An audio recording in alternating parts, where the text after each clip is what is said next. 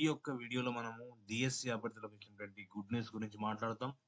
మరి తెలంగాణ డిఎస్సి అభ్యర్థులకు తమ టెట్ వివరాలు ఈ నెల 12, 13 తేదీలలో ఎడిట్ చేసుకునేందుకు పాఠశాల విద్యాశాఖ అవకాశం ఇచ్చింది. ఈ నెల 13వ తేదీ తర్వాత మార్పులకు అవకాశం లేదని స్పష్టం చేసింది.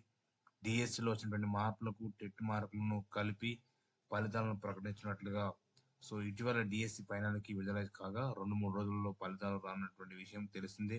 ఈ క్రమంలో ఎడిట్ ఆప్షన్ ఇవ్వడం జరుగుతుంది. మరి ఎడిట్ ఆప్షన్ ఎందుకు ఇవ్వడం జరుగుతుంది అనేది ఇక్కడ ఫైనల్కిలో చాలా తప్పు ఉన్నప్పటికీ దానిపైన స్పష్టత అనేది 2-3 రోజుల్లో రావడానికి అవకాశం ఉంటుంది కాబట్టి, అదేవిధంగా కొందరి యొక్క మార్కులు అనేది టెట్ మార్కులు అనేది అందుబాటులో లేకపోవడం వలన మరి ఈ యొక్క మరొకసారి మరి సెప్టెంబర్ 12, 13 తేదీలలో ఎడిట్ చేసుకోవడానికి అవకాశం అనేది పాఠశాల విద్యాశాఖ అవకాశం కల్పించినట్టుగా మనకు సమాచారం తెలుస్తూ ఉంది.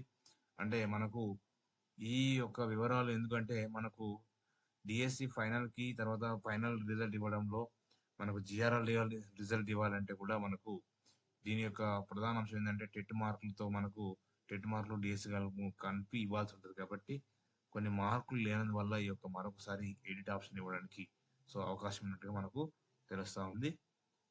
Thank you to all. ఈ వీడియోస్ అందరూ కూడా ప్లీజ్ సబ్స్క్రైబ్ మై ఛానల్.